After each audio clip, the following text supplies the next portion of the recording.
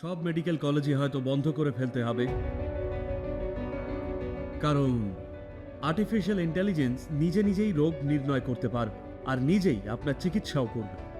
তাই সময় এসেছে নতুন তরুণ যারা ডাক্তারিতে আসছেন তাদের মনোযোগ দেওয়া উচিত কিভাবে রোগের উপসর্গের বাইরেও কিছু দেখতে সক্ষম হওয়া যায়। আপনাকে অবশ্যই নিজের ভেতরের গভীরতর ইন্টেলিজেন্সকে সক্রিয় হতে দিতে হবে।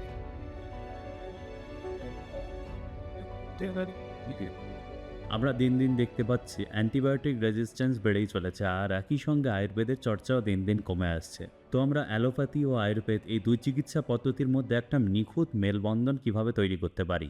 আয়ুর্বেদ, সিদ্ধা এবং ন্যাচুরোপ্যাথি পশ্চিমের দেশগুলোয় বিরাট জনপ্রিয়তা পাচ্ছে, বিশেষ করে ইউরোপে সেখানে বিরাট চাহিদা। ভারতে তো বিলুপ্ত হবেই, কারণ বিদেশ স্বীকৃতি না দিলে নেব কি করে? বিদেশ ভালো বললে তবেই না ভালো। কিন্তু আমাদের অবশ্যই অ্যালোপ্যাথি এবং ভারতের অন্যান্য সিস্টেমগুলোর পার্থক্যটাও বুঝতে হবে। এই মুহূর্তে একজন আয়ুর্বেদিক ডাক্তারও আপনারা যেই রকম 4-5 বছরের জন্য মেডিকেল কলেজে যান, তারাও সেই রকম কলেজে টলেজে পড়তে যাচ্ছেন। তো তিনি যা শিখছেন তা হলো একরকম ডাউনগ্রেডেড মেডিসিন, ডাউনগ্রেডেড আন্ডারস্ট্যান্ডিং। একজন আয়ুর্বেদ ডাক্তার যে আয়ুর্বেদ প্র্যাকটিস করতে চায় তার কোনো 4 বছরের কোর্সে ঢোকা উচিত নয়। আপনাকে এতে পুরো জীবনটাই ইনভেস্ট করতে হবে, না হলে হবে না। ট্র্যাডিশনালি ছোটবেলা থেকেই তারা জড়িবুটি, ঔষধি গাছ, মানুষের পালস ইত্যাদি ফিল করতে ধীরে ধীরে শিখে যায়। এইভাবে একটা নির্দিষ্ট ইনটিউশন গড়ে তোলা হয়। এই পদ্ধতিতে আমরা আপনার শরীরে বর্তমানে যে উপসর্গ দেখা যাচ্ছে সেই অনুসারে এগোই না। আমরা আপনার দেহের তাপমাত্রা মেপে বলি না রোগটা অমুক। আমরা সেই সব উপসর্গ দেখি না, বরং আমরা আপনার দেহতন্ত্রের আরো গভীরে দেখতে শিখি, যার মাধ্যমে সামগ্রিকভাবে আপনার সিস্টেমে কি ঠিক বা ভুল হচ্ছে তা জানা যায়। এর জন্যে ভিন্ন এক স্তরের মনোযোগ লাগে। সেই মনোযোগটা আজকে অনুপস্থিত। আমরা এখন দেখছি, আচ্ছা এটা একটু করলে আমি নির্ঘাত এই ফলাফলটা বা চাকরিটা পেয়ে যাব বা বিশ্বে একটা জায়গায় পৌঁছবই। এইভাবে এই সিস্টেমগুলো খুব ভালোভাবে কাজ নাও করতে পারে। আপনারা হয়তো শুনে থাকবেন আয়ুর্বেদ এবং সিদ্ধায় একই ওষুধ দুজন আলাদা ডাক্তার দিলে ওষুধটা একই হলেও একজন ডাক্তার দিলে খুব ভালো কাজ করে, কিন্তু আরেকজন দিলে ভালো কাজ করে না। কারণ যে ওষুধটা দিচ্ছেন সেও ততটাই গুরুত্বপূর্ণ যতটা ওষুধটা। কারণ ওষুধটা শুধু নিজের রাসায়নিক গঠনের জন্য কাজ করছে না, গোটা অ্যালোপ্যাথিক চিকিৎসা ব্যবস্থাটা চলছে রাসায়নিক গঠনের ভিত্তিতে। এমনিতেও আশঙ্কা করা হচ্ছে যে আর আগামী 20 বছরে সমস্ত মেডিকেল কলেজই হয়তো বন্ধ হয়ে যেতে পারে, কারণ আর্টিফিশিয়াল ইন্টেলিজেন্স নিজে নিজেই রোগ নির্ণয় করতে পারবে আর চিকিৎসাও নিজে করবে।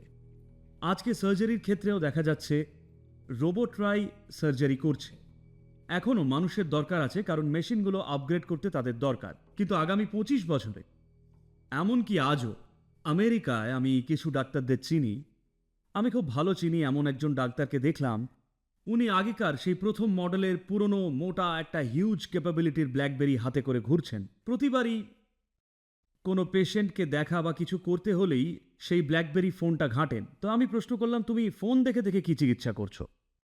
সে বলল, না সদ্গুরু, আমার যত পড়ার বই আছে সবই এতে আছে, এই ফোনে। আমি বইটা দেখছি আর পরামর্শ দিচ্ছি। তো যদি বই দেখা যায়, সেক্ষেত্রে আজকের ফোনগুলো যেরকম স্মার্ট, তাতে সে নিজেই বলে দিতে পারে। এই অ্যালেক্সাকে যদি শুধু নিজের অসুখের লক্ষণগুলো বলেন, সেই বলে দেবে যে আপনাকে কি করতে হবে।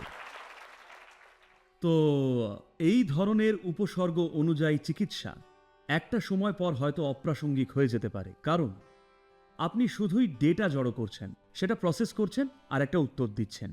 এটা একটা মেশিনও মানুষের থেকেও বেশি ভালো করতে পারবে, কারণ সে আরো দ্রুত, আরো বেশি ভালো করে প্রসেস করতে পারে আর ভুলচুকও নেই। তাই সময় এসেছে নতুন তরুণ যারা ডাক্তারিতে ঢুকছেন তাদের উচিত রোগের উপসর্গ বা লক্ষণের বাইরেও কিছু দেখতে পারতে শেখায় মনোযোগ দেওয়া। ঠিক এখানেই আয়ুর্বেদ এবং সিদ্ধা তাৎপর্যপূর্ণ হয়ে ওঠে। একজন যোগী ছিলেন যার সঙ্গে আমি কিছুকাল ভলেন্টিয়ারিং করেছিলাম। উনি সে সময় যে মেডিকেল ক্যাম্প করতেন, সেখানে ক্যাম্প নয় যেন উৎসব, যেই তার কাছে চিকিৎসা করাতে আসতো উনি তাদের জোকস শোনাতেন আর পুরো ব্যাপারটা উৎসবের মতো চলতো। উনি এমনি কিছু দিতেন আর লোকে সেরে উঠত। হাজার হাজার মানুষ ওনাকে দেখাতে রোজ লাইন দিতেন, আর উনি নিজেও 106 বছর বেঁচে ছিলেন। তো কেউ যদি 106 বছর বাঁচে, বার্ধক্যে অকেজো হয়ে নয় বরং জীবনের শেষ দিন অবধিও সম্পূর্ণ সক্ষম কর্মঠ ছিলেন, তার মানে উনি নিশ্চয়ই স্বাস্থ্যের ব্যাপারে কিছু জানেন, তাই না? বলুন। আমার দিদার মা ছিলেন 113, উনি 113 বছর বেঁচে ছিলেন। আপনাদের বলি, হয়তো শুনে খুবই অদ্ভুত লাগবে, কিন্তু তাও যা বলবো শুনুন, কারণ মন খোলা না রাখলে নতুন কিছুই শিখবেন না। প্রথমবার যখন তাকে দেখি তিনি তখন 100-র ওপরেই ছিলেন, কিন্তু তখনও বেশ সক্ষম ছিলেন। তিনি একা একাই থাকতেন একটা খোলা মাঠে। উনি নিজের জন্য একটা ছোট্ট মন্দির বানিয়েছিলেন, কোনো ভগবানের জন্য নয়, নিজেরই জন্য একটা মন্দির বানিয়ে নিজেই সেখানে বসতেন, কারণ ওনার মনে হয়েছিল মন্দিরই ওনার জন্য যোগ্য। এটা ভারতে খুব কমন, বিশেষ করে বয়স্ক মহিলারা নিজের জন্য ছোট্ট মন্দির বানিয়ে সেখানে বসে ভিন্নভাবে মানবজাতির সেবা করে যেতেন। তো ছুটি পড়লে সেখানে আমরা যেতাম আর উনিও বাড়িতে আসতেন। ওনাকে যদি জল খাবার খেতে দেন, উনি খাবারটা নিয়ে পিঁপড়েকে খেতে দেবেন, কাঠবেড়ালিদের দেবেন, চড়াইকে দেবেন, সবাইকে বিলোবেন। জল খাবারের বেশিরভাগটাই এভাবে চলে যেত। কিছু স্বঘোষিত উপদেষ্টা থাকতেন, তারা এসব দেখে বলতেন, বুড়ি ঠিক মতো না খেলে মারা পড়বে, তো তারাই আগে মরেছিল।